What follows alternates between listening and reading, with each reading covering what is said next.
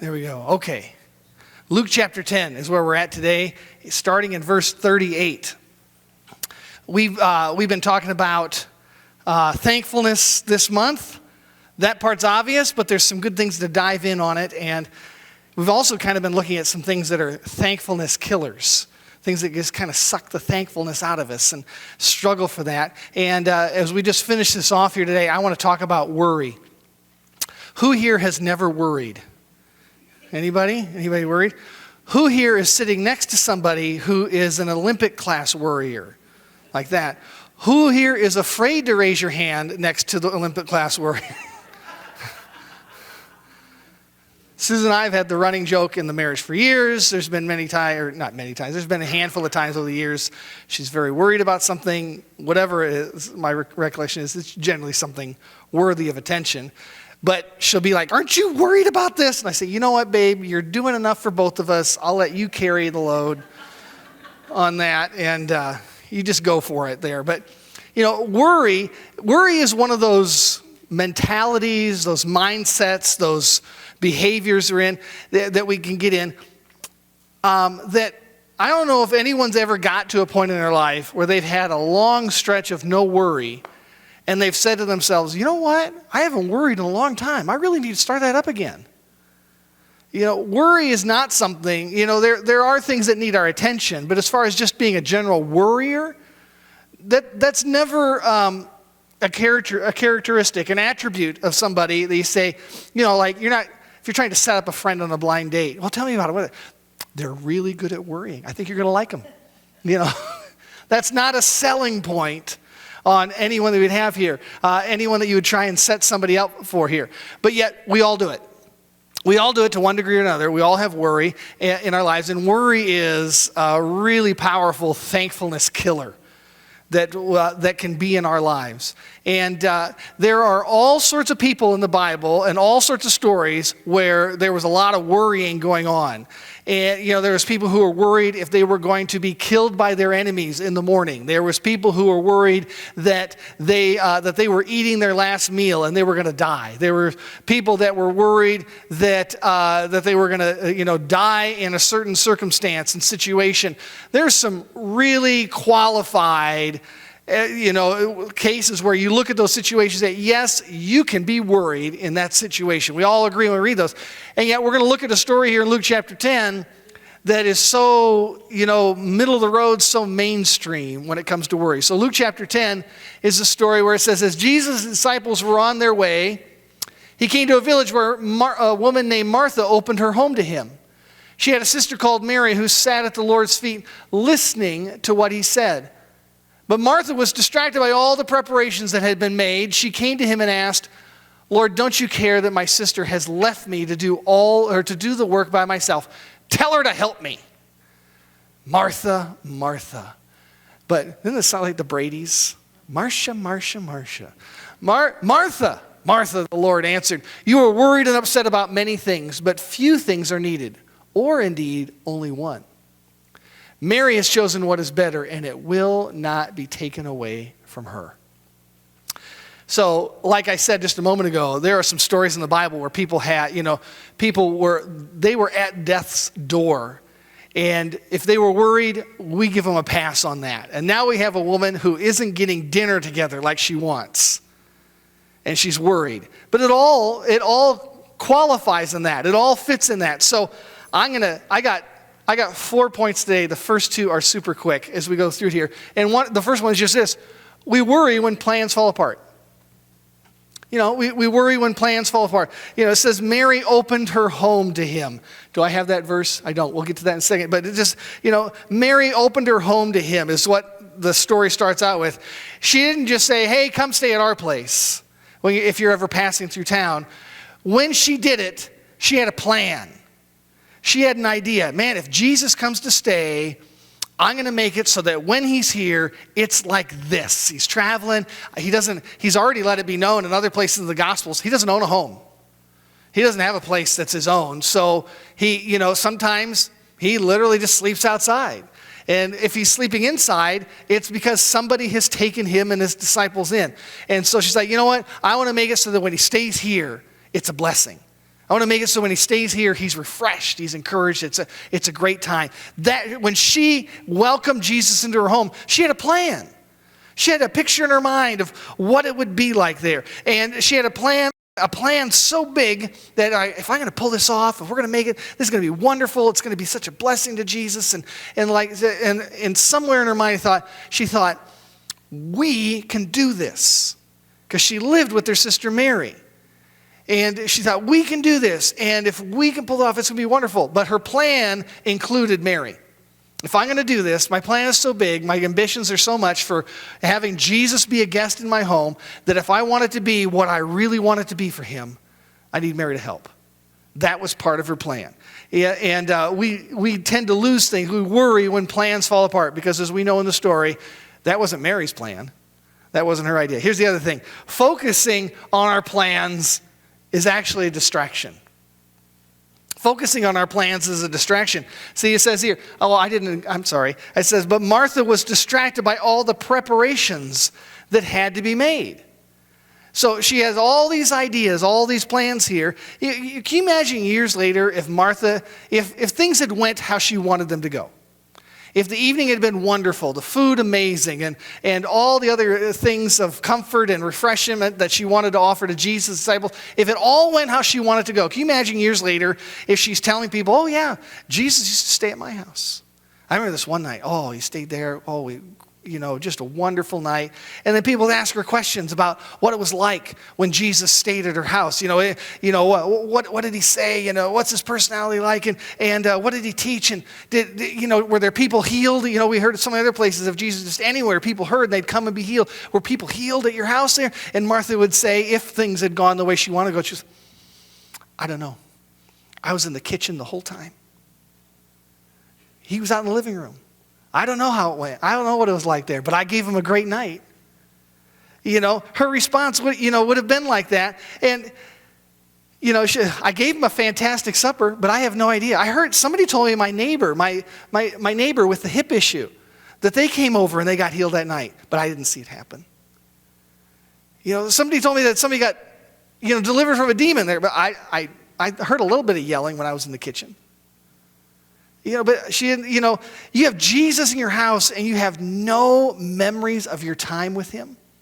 No memories of him because you were distracted by all the things that you wanted to do. That's what would have been her story at the end of it. She didn't understand that Jesus being there that's what made the night special. It wasn't the great meal that she had in mind and what other preparations she had intended for that there. The special was already there. Jesus was there. Martha thought that the blessedness of the night would come from the kitchen. She forgot that the blessedness of the night was already there in the living room. She forgot because she was distracted, and she let herself get distracted because she got hyper-focused on her plan. I do this all the time. Susan, can you say amen? Yeah. I get some idea, and I just get hyper-focused on that idea and all that, and God blessed me with a wife who every now and then, hey, step out of it here. You can't just stay hyper-focused on your plan. Here, all our plans, they seem good, if not great, when we think of them. We think about our plans and it seems so obvious. This is a great plan that I have in mind here. Now, with some great focus and some hard work, we can pull off my plan that we've got here. And we can achieve great things. And then something starts to screw up our plan, which usually doesn't take much. And we start getting worried that our plan's going to fall apart. And it's not just dinner with some guest coming who you're excited that you're having that guest there, but we've got plans for our careers, plans for our businesses, plans for college. We have plans for our marriage, plans for our kids, plans for all sorts of things here. But sooner or later, something comes along and derails our plans. And we're so focused on our plans, we're distracted actually by our plans because we're so focused by them. But here's the great thing about it here today is that actually your relationship with Jesus will set you straight. When worry has consumed you, when worry has become your focus, when worry is about what you want to see happen and isn't happening, what you want to go right and it isn't going right, when all that is playing out in front of you and your worrying is not helping bring things back into order at all, The good news is that actually your relationship with Jesus will help set it straight. Because now it says this, Martha was distracted by all the preparations that had to be made. This is verse 40. She came to him and asked, Lord, I like how it says she came to him and asked, although this is hardly really a question, is it? Lord, don't you care that my sister has left me to do the work by myself? Tell her to help me. First of all, let me ask something. Who talks to Jesus like that? She wasn't really asking. There's a question mark there, but it's just, it's in your face passive aggressiveness that's going on here, which is, I don't want to say that I'm intimately familiar with Jewish culture, but from what I read in the scriptures, this is a pretty popular way of speaking to people, of bringing up these rhetorical questions there. But who's so bold and blunt with Jesus that they could just talk to him like that? She comes out of the kitchen all in a huff, all upset about things, her plans, not going right. She's all worried about it. Like, Lord, don't you care? Which is the obvious thing. I know you care. So come on, how could she just come storming in all frazzled from the kitchen, interrupt the conversation that's going on, everyone's having, and tell the guest of honor, hey, I know you're the guest of honor, but here's what you need to do. You need to tell her to get up off the floor and get in the kitchen with me. Probably in any other situation except it being Jesus, the guest of honor would be like, I'm just kind of feeling awkward for the rest of the night here. But notice how Jesus started out as a guest in her home, and now he's being spoken to like family. You see that? That's how she could talk to him like that. That's how she could speak to him that way, because they already had a relationship. We can pick it up from other parts and bits and pieces in the Gospels that Jesus stayed there frequently, that they were really good friends. They had spent lots of time together. She spoke to him like that, not because she was a rude, blunt person. She spoke to him like that because he was already like family, because they had a relationship there. When Martha couldn't take it any longer, she confronted and spoke to him not like he was a rabbi, not like he was the Son of God, not like he was the Messiah. She spoke to him like he was family there. And now she was off base. She wasn't right on when she was speaking to him like this, but nonetheless, the fact that she had a relationship with Jesus is what initiated this conversation at all. Because she had a relationship, even though she launched into it, she was in the wrong. She was the one distracted. She was the one missing the best thing of the night, thinking that, and she had it all upside down. But because she had a relationship with him, she started the conversation. I think by now, the people in the living room probably are hearing pots and pans getting a little louder, crashing together, a few hints being dropped when, you don't just place a pan here, you drop it there. Like, maybe Mary will hear this and get up and get in here. But Martha had this friendship with Jesus, so she didn't hold back when she went out and tried to deal with the situation. Her worry reached a level like, all right, in my worry about this night not going how I want it to go, I'm going to talk to Jesus, and I'm going to motivate him to motivate somebody else to get my plan back for what I want here. She went out there thinking she was just dead right in her priorities because she thought she was doing what she was doing was for everyone else. And on one level it was. It's going to be a great meal. It's going to be a great night for everybody. But her level of worry also showed she was really doing it all for herself. So she could say, I did this for the Lord there that night. But that's why she could be so bold to Jesus. She's saying, can't you see what I'm doing for you? So you need to make her help me. And Jesus, he showed her priorities were out of place there. But even if we have misplaced priorities, here's the thing this story tells us here. We can still go to him. We don't have to always go to, when we're in the midst of worrying about something in life that isn't going the way we want it to go, or quite honestly, maybe sometimes you just say, listen, it really just honestly isn't going the way it should go. But we can still go to him even if we don't have a clear picture of what it should be yet, of how it should be. He didn't shame her. He didn't rebuke her. He didn't tell her, get back in the kitchen and just do it yourself. He didn't tell her that either. If anything, he said that he was hinting at her, you know what? you don't need to make dinner at all. I don't know about some of you in your homes. This happens in our home once or twice a month, because Susan and I have been working later and we're tired when we come home, we just, and fortunately the boys are old enough, we just say, you know what, tonight for supper, it's a fend for yourself night. What you can find in the fridge and in the kitchen, make your own supper tonight.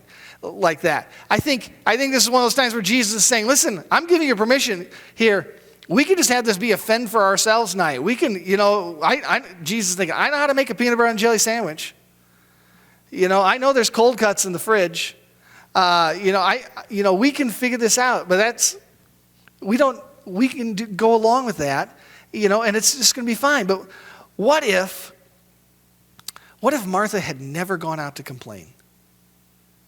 What if she just kept stewing on it and worrying on it? What if she just stayed in the kitchen doing the whole meal prep on her own? I think we all know she wouldn't have settled down.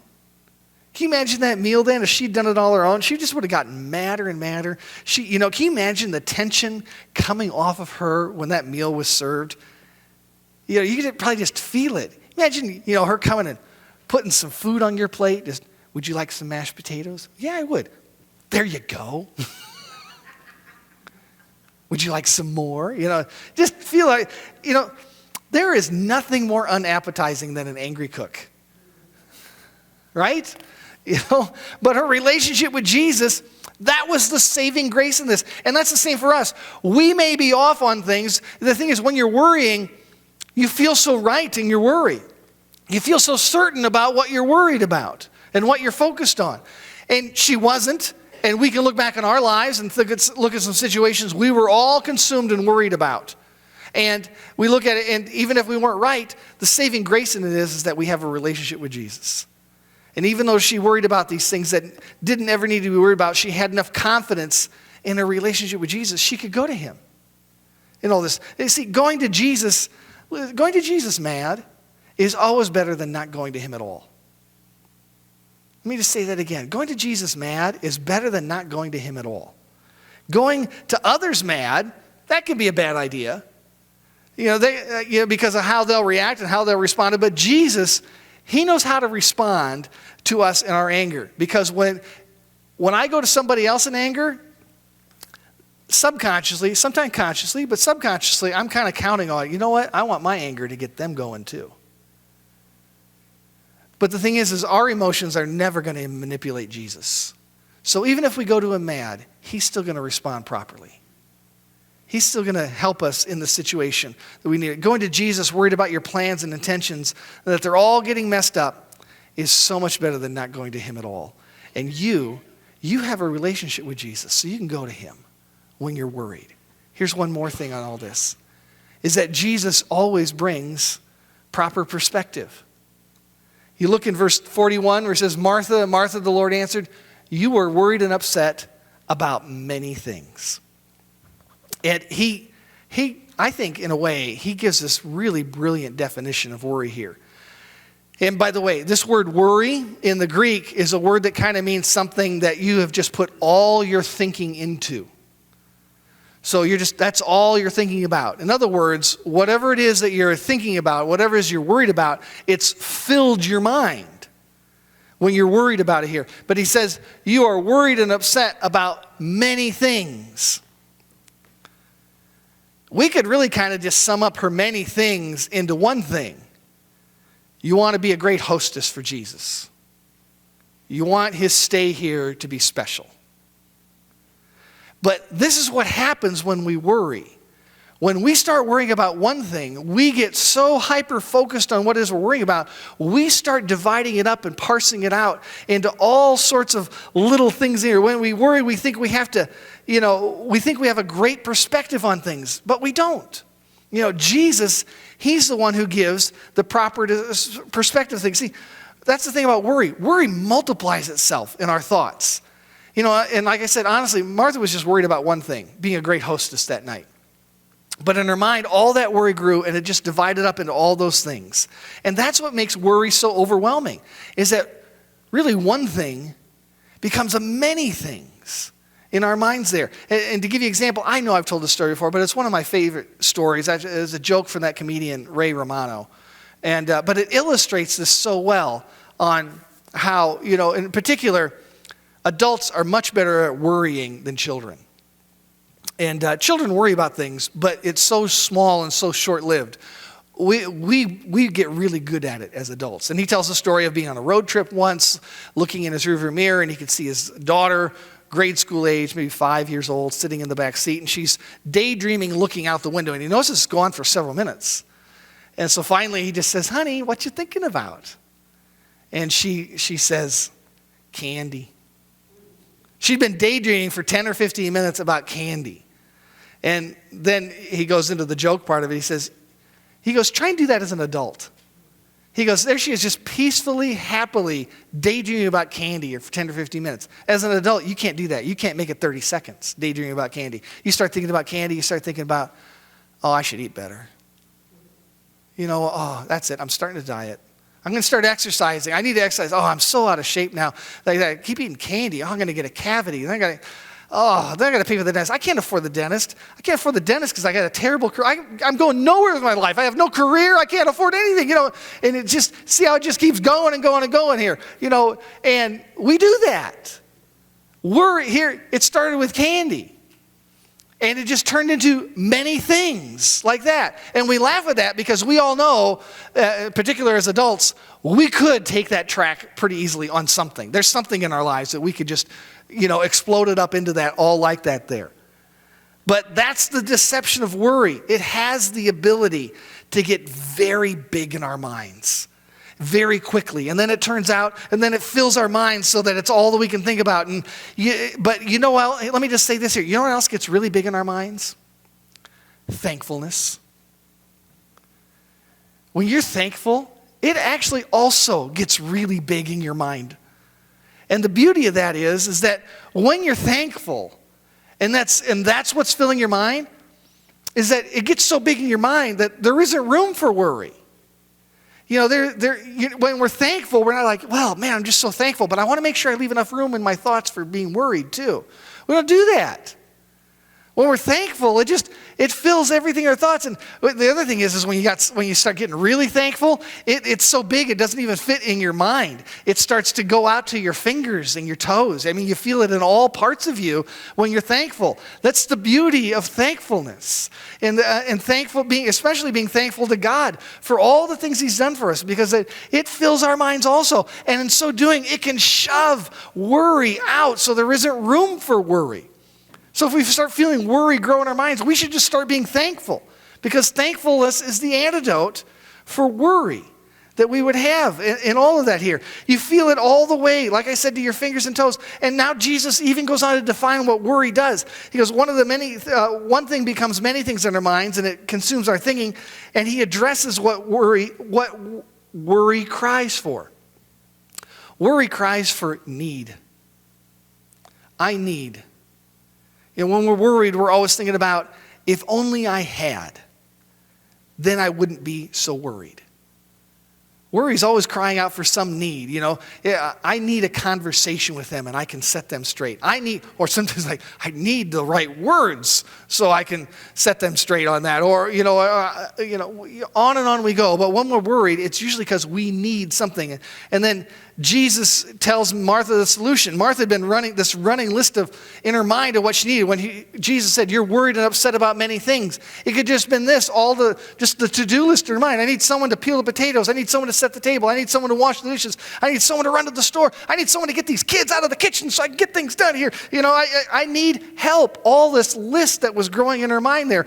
Worry creates this never-ending list of what you need.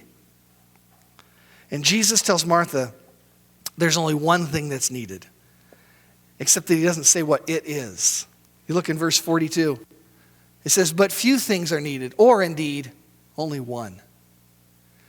Mary has chosen what is better, and it will not be taken away from her."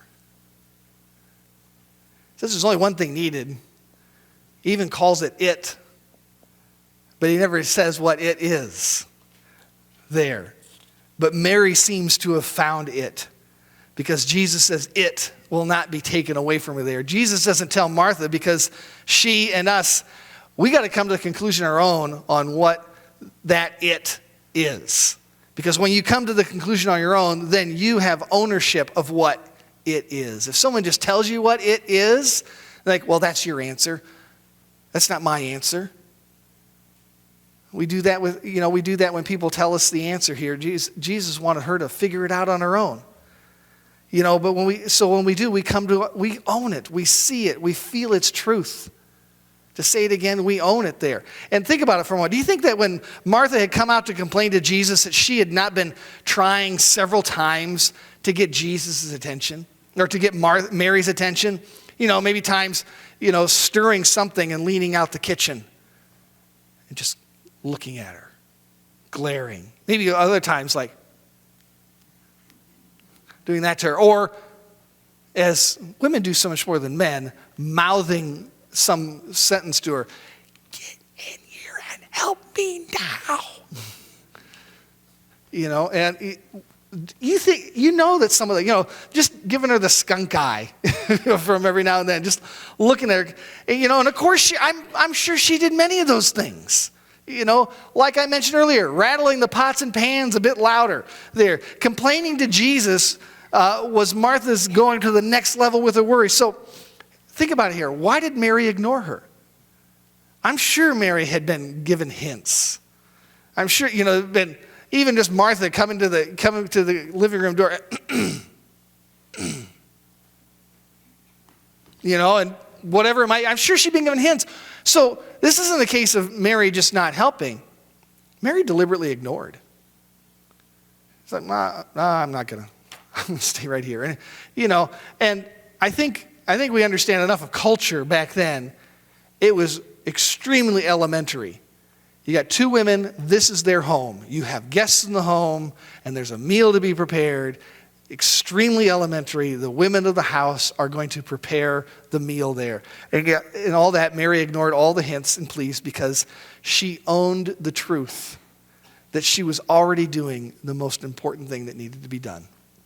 Mary owned the truth that she was with the one thing that was needed there, Jesus. He was all that she needed that night. No one was going to starve. Mary knew that she was not going to regret not having a good supper. Like, man, it was so great having Jesus here, but it just could have been better if supper would have been good. That was not in her mind at all there. Mary knew that she would regret it the rest of her life if she missed that moment to sit there at Jesus' feet listening to him, what was going on. Imagine as they're just hanging out there in the living room, what were the stories being told? It's not just a Sunday school class there. They're probably telling stories of things that happened. Someone's probably cracking a joke. Someone's teasing somebody else, but it's all in this friendship, fun kind of way that's going on there. They probably are seeing some incredible things. Maybe a neighbor is coming over who needs healing, and Jesus heals them. And Mary knows the neighbor too. It's like, oh man, I got to see Joe healed. He's been sick for so long, and all those things. Mary knew exactly what it was. She had, and this isn't the only time that Jesus was trying to drive this home in the Gospels. Other times too. There's a story where Jesus and the disciples are in the boat, and they'd had a long day of preaching and teaching as they head across the lake in the middle of the night, throughout the night there. Jesus, he lays down on a cushion to fall asleep. Big storm comes up. The kind of storm that even scares the wits out of experienced fishermen, and they're thinking, we might not make it out of this. They go and wake up Jesus with another one of those great questions that isn't a question. Hey, don't you care if we drowned? And Jesus gets up, rebukes the storm, it just goes calm immediately. But he turns and rebukes them, and he says, where's your faith? But see, in their worry, in their worry, those guys were thinking there in that boat in the midst of the storm. Worry does what? It creates a list of needs. We need this. We need every set of hands bailing water out of here. Right? We need an extra set of hands manning the sails. We need someone on the rudder. We need this. We need that. We need everybody helping here. And he's taking a nap. They were creating their list of needs there. And Jesus, once he calms things down, says, where's your faith? Because on that night, in that boat, there was no Mary who realized I have what I need. He's already here. What I need to get out of this predicament, what I need to be saved from this storm, what I need to keep the boat from swamping, us from drowning, we already have it. He's there sleeping on the cushion. They still needed to wake him up.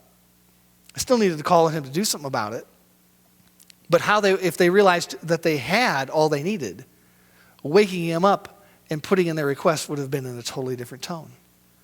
But Jesus was even trying to teach the disciples back then that very thing. There was one other instance, though, that happened with Mary and Martha later in their lives. I think from this night, I think they learned Jesus is what I need. He is the it I need in my life. But then a while later, whether it was months or a year or two later, they had a moment where Jesus took that to a depth or height, however you want to look at it, greater than they ever expected. Because it wasn't just Mary and Martha who lived there, they also lived with their brother Lazarus. And you're familiar with the story from John 11 where Lazarus gets sick and eventually dies. While he's still sick, Mary and Martha send a messenger to Jesus. Hey, the one you love. Again, doesn't that tell you the relationship they have? They only have to say his name. He is sick. They don't even have to finish it by saying, would you please come? Mary and Martha, by sending that message, they're showing that what they've learned and grown together in from that night of the dinner party. You are the it we need. We need you to come and solve this. Jesus deliberately stayed away. He deliberately let Lazarus' sickness turn into death, and then showed up after Lazarus had been in the grave 4 days. Mary and Martha, they're heartbroken. And both of them had identical sentences they said to Jesus. They met him individually when he finally showed up. The first words out of their mouth, Lord, if you had been here, our brother would not have died. They were applying the dinner party lesson. You are who we need. You are what we need. You are the it we needed so badly. We didn't have you. And because we didn't have you, nothing got solved. You are what we needed. We didn't worry about anything else but having you here. But Jesus wanted to show them that there's nothing. See, because here's the one thing. Their idea and their understanding of having him stopped at death. Their idea that he was what they needed and having him was the solution to their problem, they believed that, they embraced that, but their belief and their embracing of that stopped at death. So when he died, it's too late. If Jesus had been here beforehand, then he would have been it to solve the problem. But he wasn't here. Now it's too late. And Jesus shows up and he shows them, listen, here's how much I'm here for you. In John 11, 25 and 26, Jesus said to her, I am the resurrection and the life. No one who believes in me the one who believes in me will live, even though they die. And whoever lives by believing in me will never die. Do you believe this? Jesus is showing, listen, in your worry, if you drew a line in the sand and say, you know what, Jesus solves everything up until death. He's saying, I go beyond that. Death doesn't even get in the way of me. It's not just that I am this, not just that you have me here, but it's not just that I can heal your brother, but it's that I am the healer of your brother. It's not just that I can raise your brother, it's that I am who raises your brother.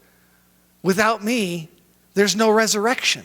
I am the resurrection here. He was showing them to the deepest extent possible that no matter what your worry is, there is nothing.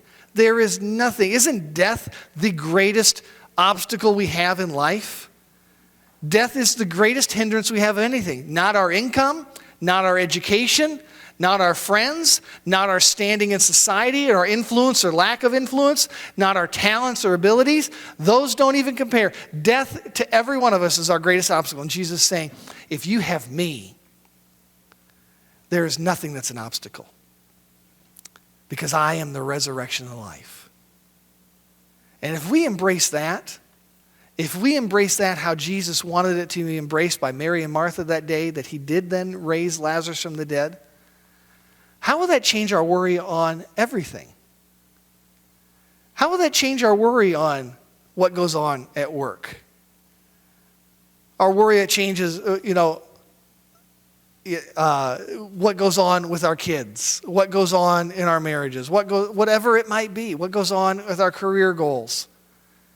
How will that change all of that? Well, you know what? There is nothing that gets in the way of him being the one I need.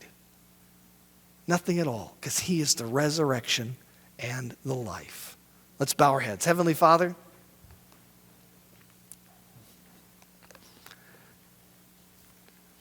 this is a truth that we can learn it, we can own it, and yet the further we go with you, the more it grows in us. So we pray right now, Holy Spirit, open the eyes of our hearts, that we might see it, that it's not just Pastor Allen saying it, but that we might come to this conclusion on our own and own this truth on our own, that we have who we need in Jesus. No matter what our worries are, we have who we need, that he is so great at meeting every need. He is the resurrection and the life. Not even death gets in the way of him meeting our greatest need. So let's take a moment between you and the Holy Spirit. Why don't you take to him what you've been worried about lately? Go ahead. You and the Lord have a conversation right now.